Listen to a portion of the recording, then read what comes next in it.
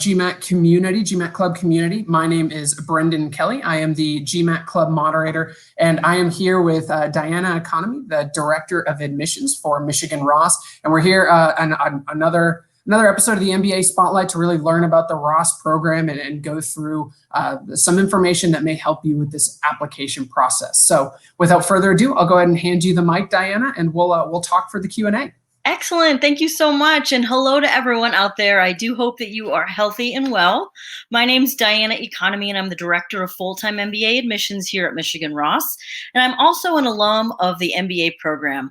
I ended up choosing Michigan Ross for a variety of reasons, but I was very interested in the intersection of education and business and really making an impact with my MBA degree through the power of business. And Michigan Ross was a really great fit for me. A lot of opportunities for me to grow professionally, personally, as a leader. And I can't wait to share more of our highlights here today. What we'll do is a bit of a presentation, and then we want to really answer your questions. I'm going to be joined today by my colleague, Meredith Hartman, who will be sharing some links along the way that you may find interesting as we talk about some of the topics. Without further ado, I want to start with what differentiates Michigan Ross from other top MBA programs. Presumably, you're taking a look at a variety of programs. You're trying to figure out which programs should make your list. And I'm here to tell you that if you learn best by doing, Michigan Ross is the place you need to be. We have more hands-on learning opportunities than any other school. We believe you learn more by getting your hands dirty, really practicing the skills that you're learning during the MBA real time, potentially failing, right? Learning from your mistakes, reflecting, building, and going forward. It's actually one of the reasons that top employers love hiring Michigan Ross grads, because they're not afraid to get their hands dirty. They've had a lot of practice and experiences, real time practicing the business skills that they're learning. We'll talk more about that in depth, but you should also know that not 100% of the learning experience is hands-on learning. We try to incorporate it as much as possible, but about 50 to 60% of the time, we're still using case method. We know that you might be looking at some schools that are 100% case method, and we fully believe in case method, just not 100% of the time. As I mentioned, where possible, we want to put you in the driver's seat and give you a chance to practice real time with these hands-on learning experiences. But also what you'll find in the classroom is that faculty are able to teach that material on that day in the way that makes most sense. So sometimes it's going to be case study, sometimes it's going to be a live simulation, sometimes it's going to be a guest speaker, live lecture. Variety of learning happens across the curriculum. And I think that diversity really allows you some flexibility to engage in different ways. What's exciting is, regardless of which department you take classes in, whether you take them from our strategy or operations or finance, we have top-ranked business specializations. 10 top-ranked business specializations, in fact. The U.S. News ranks, marketing departments against one another, and 10 of our departments rank in the top 10. The only one who has more top 10 ranked business departments or specializations is Stanford. So you are going to have incredible breadth of opportunity to take classes from world-class faculty across a variety of departments. What's also really exciting, and for me personally, this was something I took advantage of, is the University of Michigan has nearly 100 graduate programs ranked in the top 10. And you have an opportunity to take a few courses outside of Michigan Ross. So the law schools across the street, the policy schools across the street, the School of Social Work, Environment and Sustainability, Information, Public Health. We have over 20 dual degree options, and you can take classes from any of these schools. I chose to take a class at the Policy School in Public Budgeting. I took a class in the School of Ed around higher education strategy. And I even had an internship in our provost's office taking a look at revenue generating strategies for the university. So you can truly customize your academic experience in the way that makes most sense for you. What's exciting about Michigan is that you are not just a Michigan Ross grad of the business school. You are a graduate of the University of Michigan, over 630,000 alums around the globe. All you have to say is go blue, and they will pick up the phone. They'll be happy to engage and connect with you. This is going to be particularly important for you entrepreneurs out there when you're looking to start your business and you want to be able to get funding from different sources and engage different people. You're going to be able to not only tap into your business school network, but you'll be able to tap into the undergrads, the lawyers, doctors, engineers, and beyond. One of the things we say about the alumni network is not just the size of the network, but how responsive it is. And The Economist ranked the University of Michigan Ross network as number 2 in terms of most effective, a network that you can really leverage. So let's talk a little bit about some of these hands-on learning experiences that I mentioned to you earlier. We think about this as a framework of start, advise, invest, and lead. So I want to share a couple of the hands-on learning experiences that we have if you're interested in learning how to start a business.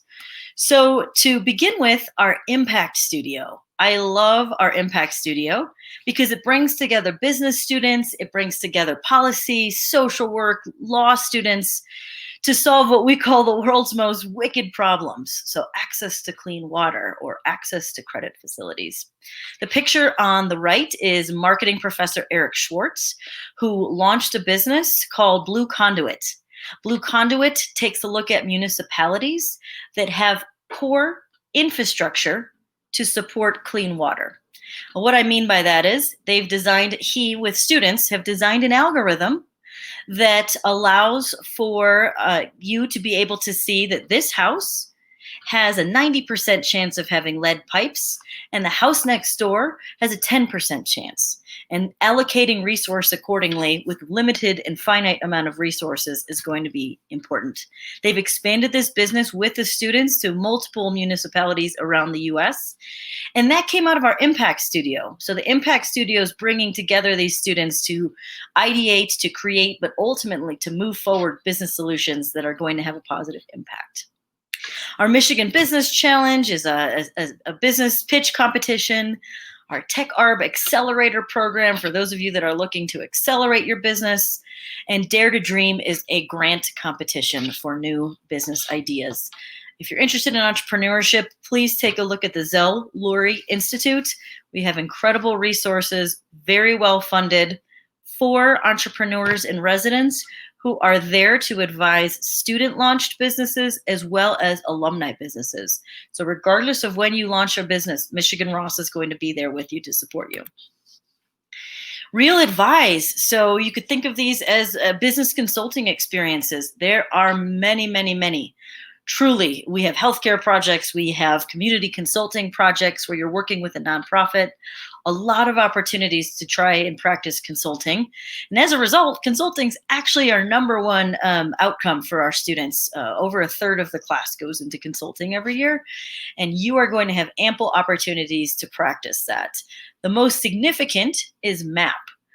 The last 7 weeks of the first year of your MBA, rather than being in the classroom, you're going to be on a consulting-like engagement called MAP. These are projects all over the world, big companies, Google, Amazon, Facebook, startups, nonprofits, international organizations, a lot of variety in MAP projects. And for a full 7 weeks, you will be doing nothing other than this MAP project. No classes, this is your class, right? And MAP is actually part of your tuition. So fingers crossed that we will move back to a travel environment where MAP teams will travel. I mentioned that I'm an alum of the MBA program. For my MAP project, I was in India for 5 weeks. We were taking a look at the vocational training system to try to figure out how the public and private sectors could come together to strengthen the vocational training system so that multinational corporations would want to locate their business there. It was an incredible opportunity for me to go to a new environmental context, cultural context, new business context, and do a project that had real value. 95% of our MAP teams present to executive level sponsors. So these are really significant projects. We're going to talk a little bit more more about this in a moment because this is a real game changer for Michigan Ross. Detroit revitalization and business. So Ann Arbor we'll talk about as well, but Detroit's about 45 minutes away, and there's a lot of opportunity to engage with small businesses, with startups, with social enterprises, and consulting-like engagements. Ross Open Road, same thing. You're going to be working with small business, social enterprises around the country on business challenges that they're having. And one that I love is the Data Analytics Consulting Club, where you're going to be working on big data consulting projects. If you're looking to learn how to invest in businesses, we have more student-led venture funds than any other school. The Wolverine Venture Fund, which is a more traditional venture capital fund. The Social Venture Fund, which is the first of its kind impact investing fund at a top business school, where you're looking to invest in businesses that are going to have a social and economic return. The International Investment Fund, which is focused on investments of businesses that are too big for micro lending and too small for traditional credit. The businesses there we're focused on primarily at the moment in India, and you'll have a great opportunity to invest in startups there as a real money, real dollars, and real investments. And then a real estate fund, which is a real estate development investment fund. And leadership opportunities. I would actually encourage you to take a look at our Sanger Leadership Center. That is the center of excellence that's focused on leadership. And there are many, many opportunities within the Sanger Leadership Center to practice your leadership skills to grow. Living Business Leadership Experience is a class that you would take where you are going to be running a real business unit for a real company. So think about this as you and a team of anywhere from 5 to 10 people have been tasked with building out a new business concept for an existing business. You'll be doing that in the classroom with guidance from multiple faculty, some that are going to be helping you think about how are you going to lead in this particular situation, and others are going to be helping you think about, well, even though you're creating this business within an existing larger organization, it's kind of maybe an entrepreneurial business. It's something new that this organization is launching. How do you launch something new within a bigger organizational structure? What does that look like? So you'll get guidance there. Our Tauber Institute for Global Operations, for those of you interested in the intersection of operations, technology, this is the program for you. Their team projects happen over the summer. They're kind of the equivalent of a summer internship. And these are operations excellence projects for things like Amazon, Boeing, and others. You could be on a nonprofit board. You could be one of our Plus Lab fellows, where we're working with organizations through our Center for Positive Organizations that are going to develop business practices to help the organization thrive through its people. We started to talk a little bit about MAP. Let's get into it. So you're going to have your full 25% of your first year, full 7 weeks, as we talked about. And to put that into context, your internship is typically 10 to 12 weeks. So MAP is like a second internship. People put this on their resume. And over 90% of our students are career switchers. They're switching either function or industry or both. And a lot of our students will point to their MAP project plus their internship, their regular summer internship, as the foundation for that career switch. They got 2 substantial experiences during their full-time MBA experience to be able to practice those skills while they were in school. There's over 100 projects to choose from. So the way it works is you're given this list of projects. You rank 15. They run an algorithm that targets student preference. And the vast, vast majority of our students get a project within their top 5. So incredible selection of projects for you to choose from. As I mentioned, typically half in the US, half outside of the US. Even if the projects are virtual, as they were this past year, you still get a great opportunity to work with different businesses in different contexts. And as I mentioned, 95% of our students present to the executive suite. One of the things we say is go blue and go anywhere. This speaks to the career breadth and opportunity that you have. So I mentioned about 1/3, if not a little more, go into consulting. About 60% then in total go into consulting or tech. It's a really strong base for either of those, but that's not it. We have really strong placement in finance and marketing and beyond. So whatever you're interested in, we have an incredible lineup of recruiters that are interested in talking to our students. And also we reference Go Blue, Go Anywhere as it relates to geography. So one of the questions that we get sometimes is, if I'm going to school in Ann Arbor, Michigan, and I want to be in California, I want to be in New York, I want to be in a global location, and know that if I go back to my home country, for example, that there will be a strong alumni base there to support me. And the answer to that is definitively yes. Yes, there will be a strong base to support you. Yes, you can get to where you want to go geographically. We have one of the most diverse portfolios in terms of where people end up, as you can see here. One of the things that you should consider as you're looking at career support is, what are all the different pieces that are going to come in place that are going to help me get to the job that I want? And when you're looking at top business schools, there's some consistency across. You're going to have great professional staff in place who have worked in these industry spaces, who largely have their MBAs as well. They're going to be professional advisors on hand to help you with your resume, your cover letter, your positioning, your pitch, and more. That you can expect at any top business school. Michigan Ross has that as well. Professional staff we also have that have relationships with the companies. They're the ones that bring the companies to you, that partner with those companies to make sure that they connect them with you. Again, table stakes at any top MBA program. What I want to talk to you about today is our peer coaches and our what we call fact groups. So we hire over 80 MBA 2 peer career coaches across a variety of disciplines. This isn't even all of them. This is just the top ones that could fit on the slide. Think about this as 20 or 25 different career groups that you could join.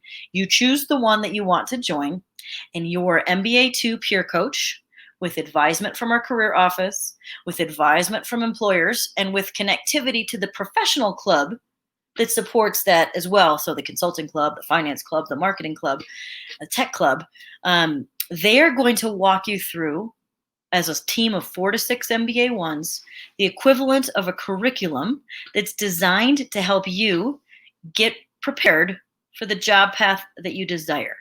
As you look at these paths that are listed on the board, there are different strategies to prepare yourself to be successful. There's different timelines. There's different emphasis that you might need to place on different things. So whether it's case study or case interviews, or your behavioral interviews, or some of the finance acumen that you'll need to be successful in investment banking, these accountability groups of 4 to 6 people led by these MBA 2s are going to walk you through that process. We have more peer career coaches than any other school. And the reason that we do that is because these are people who were just in your shoes. They just interviewed with these companies, and they can give you very specific networking guidance. You're going to be talking to this partner out of the New York office, and she's from the healthcare practice, and she has these focuses. You may want to ask her about these things. They're going to be there to help guide you.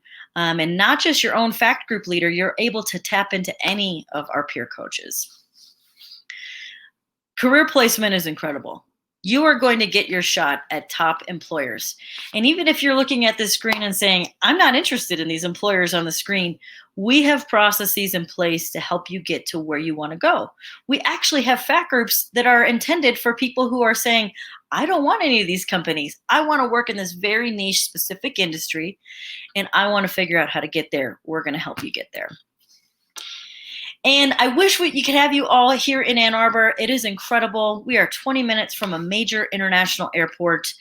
What you'll find is that Ann Arbor has everything that you would want from a big city: great culture, great cuisine, great opportunities, packaged in a smaller situation. So it's not so small that the University of Michigan is the only thing going on. We have a major Google office. The Domino's Pizza World headquarters are based in Ann Arbor, and the major automotive companies are within 20-30 minutes. So a lot of things going on in Ann Arbor, a lot of livability. Ann Arbor consistently gets rated as a great place to live, very global place, a lot of opportunity to access the outdoors.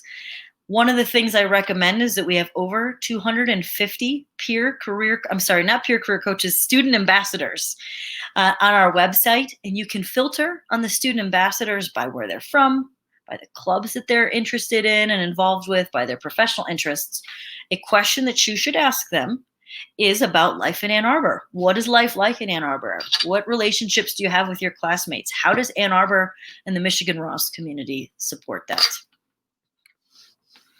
We talked earlier about the alumni base. One thing I want to mention to you is that a University of Michigan, Michigan Ross alum, you have access to tuition-free executive education courses for life. Think about these as $10,000 plus courses that are taught by our faculty on everything from digital marketing to, maybe you're going from leading a team of 5 or 10 to leading a team of 50, right? 5-7 years into your career. Now what, right? What are the skills that you're going to need to brush up on post MBA? And you have full access to the catalog of executive education courses for free for life. You are not just joining this community for 2 years, you're joining this community for life. Quickly, the differentiating elements of our admissions process. Our next application round is early January. We only require 1 letter of recommendation. We do use the common recommendation form that is put out by GMAC. It doesn't mean that you can have 1 letter of recommendation written and then send it to multiple schools, but it does mean that there are several schools that use this form. And it'll be a little easier for your recommender to submit to different systems, different schools, but same content. We have short answer essay questions. We ask you for your short-term career goal. We also have 2 essay prompts that allow you a chance to tell us more about you. I knew I was different when, or I was out of my comfort zone when, things like that. And the last thing, I wish we had this in place still, we don't. It is our team exercise. What I want to mention, though, is that we have a lot of opportunities at our interview days to be able to go into a mock class, to meet fellow classmates, to hear from our dean, to have a student panel. So in place of the team exercise this year, we're actually going to have more opportunities for interviewees to connect and engage. And I've referenced a few of these, but I highly recommend you take a look at our MBA admissions blogs and vlogs. We try to be as transparent as we can about the process to let you know what we're thinking, what you need to do to strengthen your application. We have over 200 student ambassadors. It's actually over 250 now, and all of those people are happy to help you out. If you do nothing else, I encourage you to reach out to at least 1 student ambassador.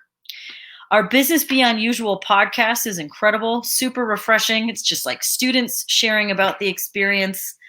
What's MBA recruiting really like? How do you land a job in tech? How I launched my business from Michigan Ross. Or for those of you that have a partner, partners are an incredible part of our community. They're very much integrated to the experience. There's a partner takeover where the partners of the MBA students will talk about what's life like as an MBA partner. And then finally, on our event page, we have many, many recorded webinars, over probably 10 or 15 different career paths, life in Ann Arbor, things about our centers and institutes, whether it's our Sanger Leadership Center or our Entrepreneurship Center, Zell Lurie Institute. Do take a look. We actually have webinars coming up in the next few weeks around sustainability and social impact, human capital, venture capital, private equity, and more. So do join us for an upcoming event. And with that, we will head back to the Q&A here. Fantastic. Thank you, Diana. And then also a thank you to Meredith, who's been pretty active in the chat, giving those links. I've seen some great questions and also some great answers, but I definitely am excited to ask you some more. Great. So I guess kind of getting started and maybe helping ease some of the nerves that have to do with this, let's call it this ever-changing and maybe difficult time. There's some questions regarding classes going online and just what the work experience looks like for current students. I'm curious if you can comment on exactly what the students are doing now and what the outlook looks to the future, and then maybe how that's affected the student population in your own eyes. Yeah, that is a great question. And there is no doubt that the world has changed significantly in the last 6 months. And, I mentioned our emphasis on hands-on learning. One of the things that, for example, our MAP project forces you to do is, you might be in a new project, in a new country, in a new context. And it forces you to change, right? It forces you to adapt. It forces you to understand what's happening around you. Adaptability has been the name of 2020, and adaptability is one of the things we look for in candidates because we need you to fully engage and jump into some of these experiences. So I guess to start off with, what I would say is probably what you've been learning over the last 6 months about yourself, about how to navigate new things, how to navigate change. Those are actually skills that are going to translate very well to the Michigan Ross environment, frankly, whether virtual or not. But obviously, we've had to move, a decent number of our experiences virtually. I will tell you that MAP projects were virtual this past year. So MAP happens in March and April. So let me put you back into early March. Our students came back from spring break. They came back saying, I can't wait to go to Brazil, to Shanghai, to Samoa, to San Francisco. And then we said, MAP is virtual, right? Everything's gonna go online. And after kind of that initial I'm bummed, I really wanted to travel to these places, our students adapted very quickly and had a great experience with their MAP project. To give you some context, we had a MAP team that was working with Amazon on product optimization during a very busy grocery time, right? This is not just Amazon's larger business, their grocery business. So they were helping the Amazon business take a look at customer wait times. How do we optimize customer wait times? Or they were taking a look at, so you bought this product, you might also be interested in these projects. These MAP projects are significant and real world, and this team was literally embedded with Amazon in the middle of COVID. So as a result, not just of that project, but of the relationship that our students had with their MAP sponsors throughout, the MAP satisfaction survey from both sponsors and students was on par with in-person years. Right. And so that was super exciting for us to see because there's so much learning that can still happen virtually. There's so much engagement that can continue to happen. And one of the things that's nice about Michigan Ross is that we have an online MBA program. And as a result, we've invested significantly in digital innovations at the school. There's a lot of changing dynamics if you're a faculty member that's used to teaching in person going online. Well, it wasn't our first day at the rodeo when all of this went down, right? We have been training faculty to engage in this virtual environment for quite some time, which made the transition to some virtual classes much easier for us than it might have been for some other schools. This fall, in fall A of your first year, you take accounting, economics, statistics, and strategy, unless you test out of some of them, and some of you will. But what I will tell you is of those 4 core classes that you'll be taking with your section, half of them are 100% remote and half of them are hybrid. When they're hybrid, what that means is about 28 people can fit in an 85-person classroom. So students, even if they are in Ann Arbor, and many are, have to rotate into that classroom experience.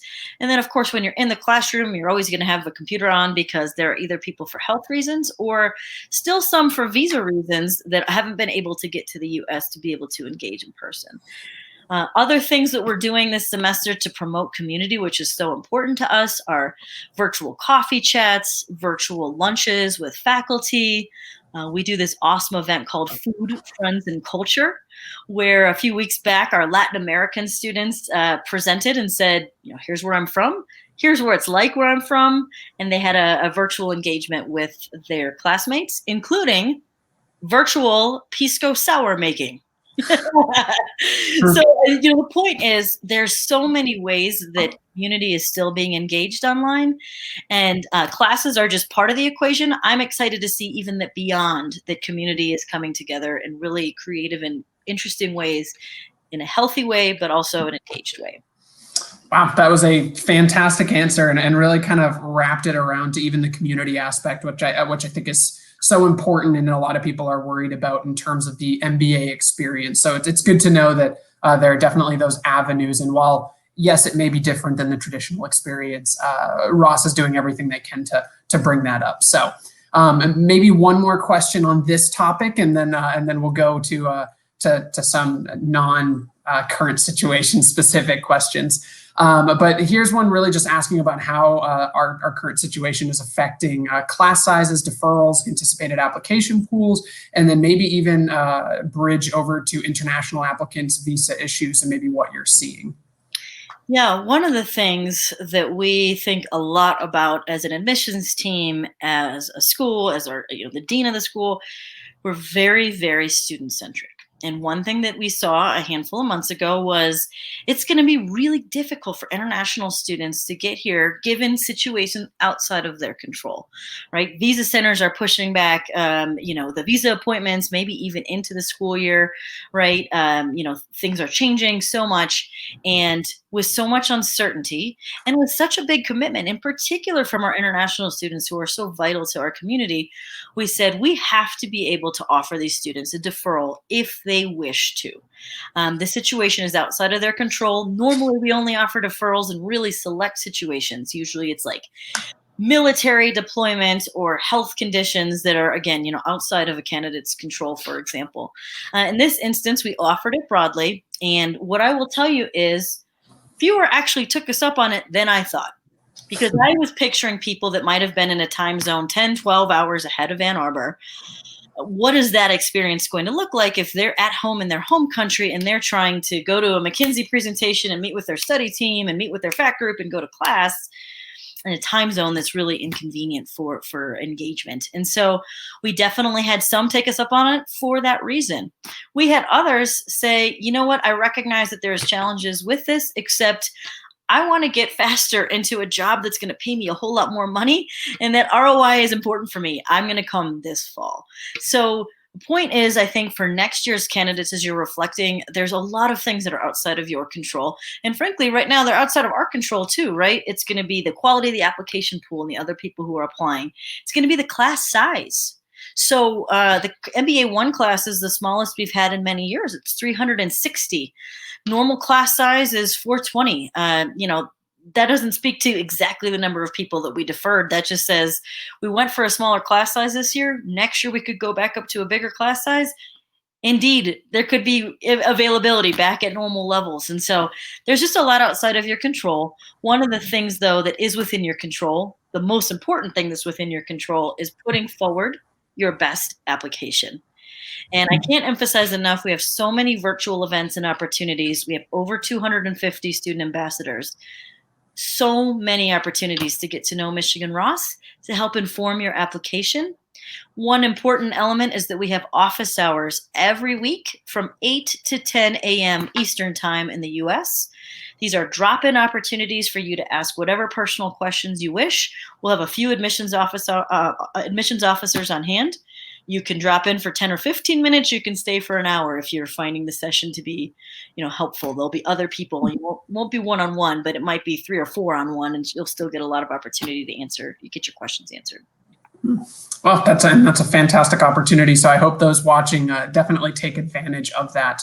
And maybe straying a little bit from the actual application and talking about some of the concentrations that you were focusing on during your presentation. There was a specific question asking about the operations concentration, but I may take a broader stroke to this question and ask, Ross is well known for their concentrations, but if someone takes a concentration, what are the odds that they may get pigeonholed into a certain industry, and what are some steps individuals can take to make sure either that doesn't happen or that they're not, let's say, reducing their opportunities in the future?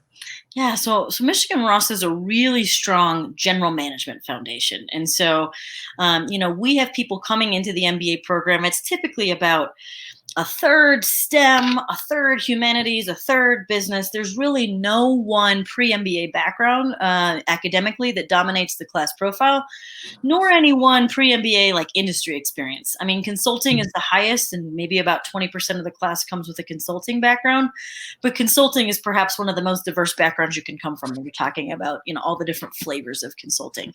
I say that to mean, when you talk about a general management foundation, we're going to make sure you have the fundamentals, the skills, the emphasis in data and analytics, the hard skills that you're going to need to be successful. But your second year is entirely electives, and you're going to have a chance to customize in the way you see fit. So you might say, I'm interested in going to this particular path, this function.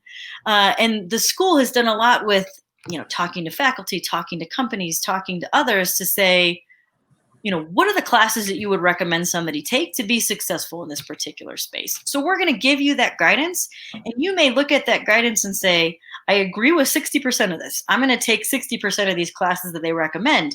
But given my background, the other 40% don't make as much sense for me as these other classes that are going to help me grow personally and professionally.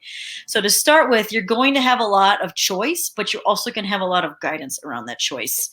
As it relates specifically to operations, this is important because as much as we're strong across the board, operations is very, very strong at Michigan Ross. The Tauber Institute for Global Operations is what we call an overlay on the MBA program. It's not a dual degree, it's an overlay, so kind of a specialization. And what this looks like is there's a few courses that you have to take that are specialized at the intersection of operation and technology. That doesn't mean the technology space, that just means optimized operations essentially. Over the summer, you're going to be doing your Tauber team project. The way that works is a bunch of great companies across industries come and say, we have an operational challenge. We want an MBA student to help us solve. You hear from those companies, you rank the companies rank you, you get matched to the equivalent of a summer internship. You don't have to recruit like everybody else does. You're guaranteed a summer internship through the Tauber Institute. And what'll happen is you, as the MBA on that team, are going to have maybe a master's of supply chain or an honors like industrial and operations engineering student. You are going to be the team leader for an operations excellence project over the summer. And you can pick across industries. So you've got AB InBev, and you've got Boeing, you've got Amazon, you've got healthcare, you've got financial services, you've got automotive. You can pick. So that's really, if you are interested in operations, Michigan Ross should be very, very high on your list. Wow. Yeah, that's fantastic. Thank you for that as well. And now maybe touching back on an earlier subject, kind of focusing again on maybe some of the difficulties that the past 7 months has brought.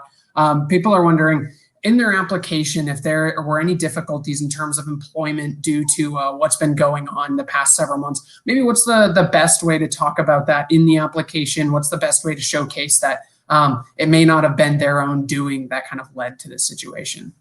Yeah, I think there's a few different ways that you can do this. So actually, our essay questions prompt a bit around times of adversity, right?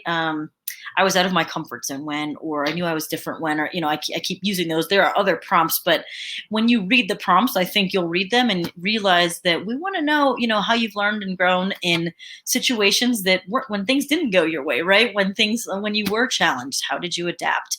That's super important for us. Again, hands-on learning requires people to take a risk, to do things maybe outside of their comfort zone. It also requires us to put a really supportive community around that so that you feel comfortable taking those risks. So I realized that losing your job during this time frame means that wasn't what you were planning. So the question is not that it happened, it's how do you respond to that and what happened? So the essays could be one place for that.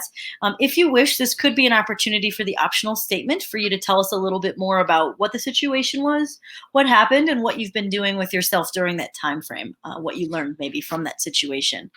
This will also probably come up in your interview. So our interviews are by invitation only, and they are conducted virtually by a student or an alum, but they're going to want to know, well, first they're going to want to know why MBA, why Ross, why now?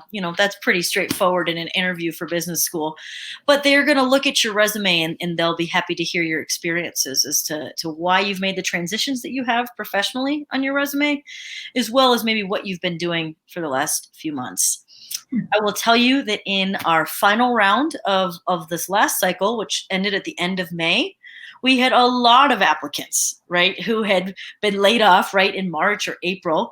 And, they're in the full-time MBA program right now. So, it's just about how you navigate your own story and what you've learned about this time frame. And that's a fantastic point. And I'd actually kind of like to build off of that, building your own story. As you mentioned earlier, there's no one specific industry that dominates. And of course, you do have consulting, but that's built of a lot of different backgrounds. But maybe for specifically some of the candidates who are coming from a very non-traditional industry. I mean, I've seen art majors come in, people that are in media. So what is the best way to kind of present yourself? Because there are some things that you do need, like a quantitative backing, or at least the ability to solve those quantitative problems in leadership. How do you address some of those maybe stronger points if you don't have a traditional background? It's a really good question, and I will tell you that we probably over-index in people who believe that they have a non-traditional background coming in. And part of it is the nature of the experience. So we've talked about MAP as being a second internship, right? So you might be coming from an art background, maybe you're a teacher, maybe whatever, fill in the blank.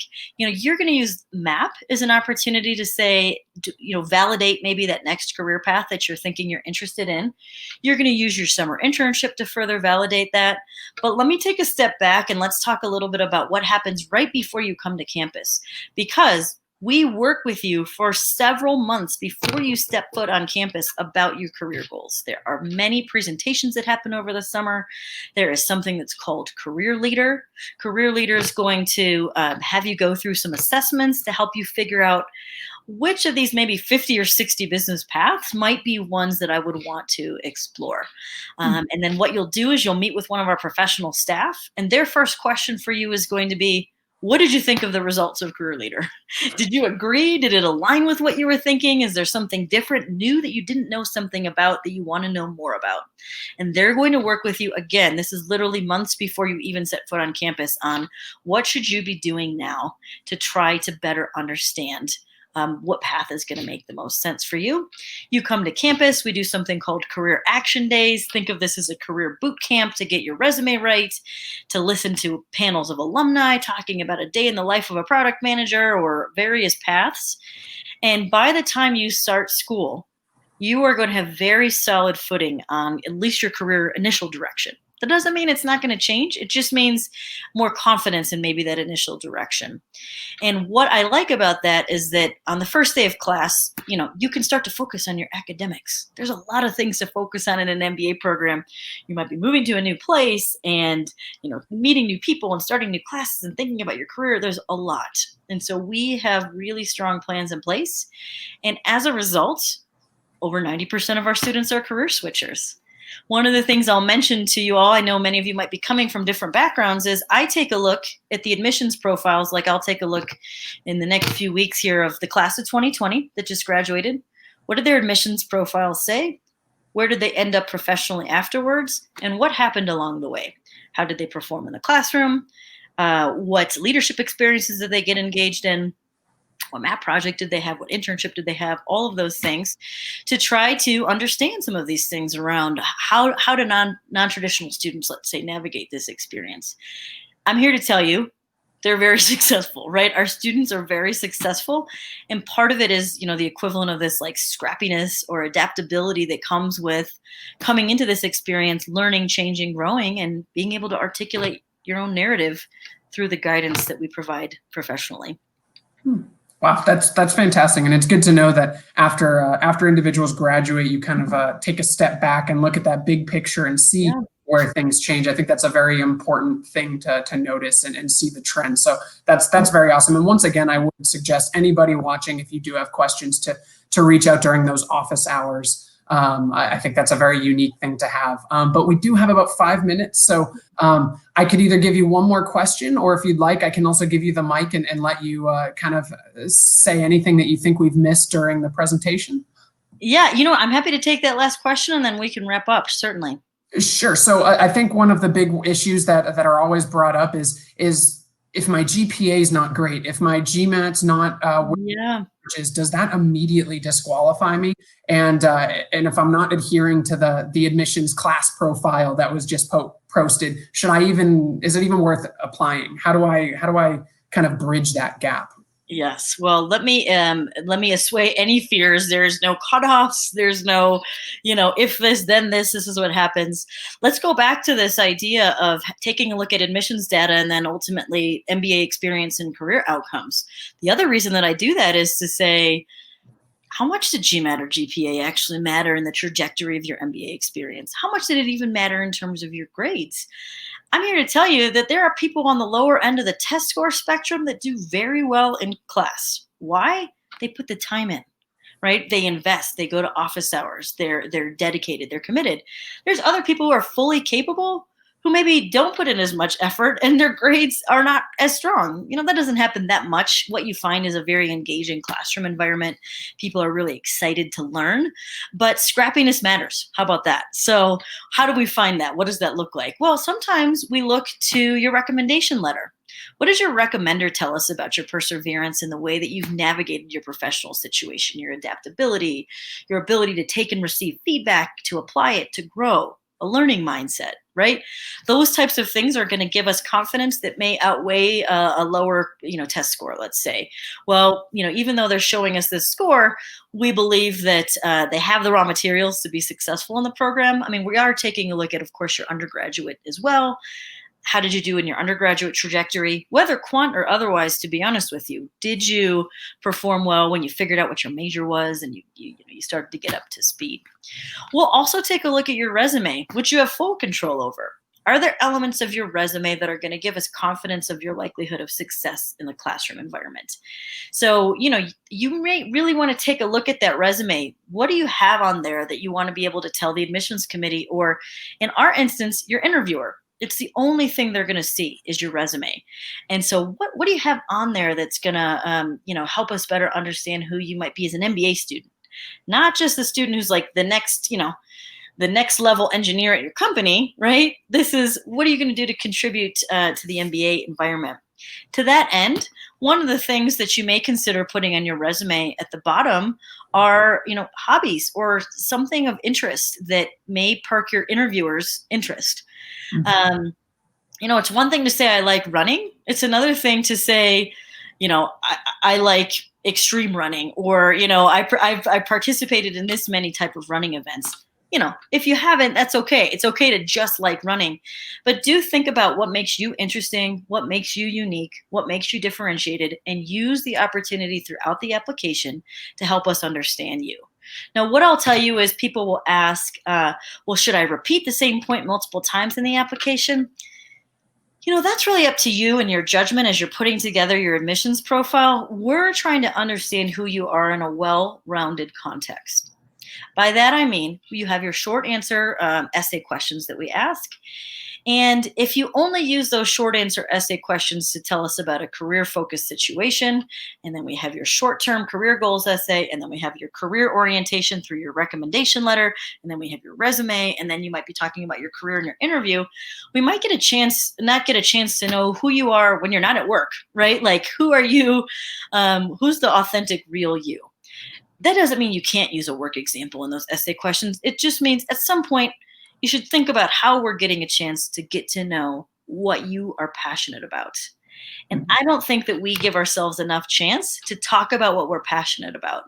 I would encourage you to do two things. One, I would write down, I am passionate about, and not restrict yourself. Just say, here's the things that get my energy going. Here's the things that I get really motivated to do.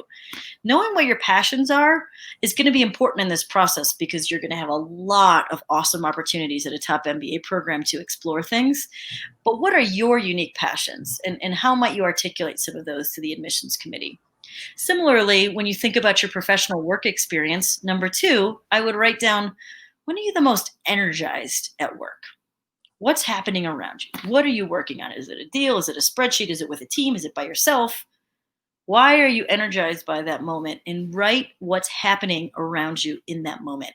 What I'll tell you is it may only be a short 5% of the time of your current work situation where you get a chance to do what you love, but that's why you're coming to an MBA, to try to expand that further. So knowing what you're driven by is going to be important.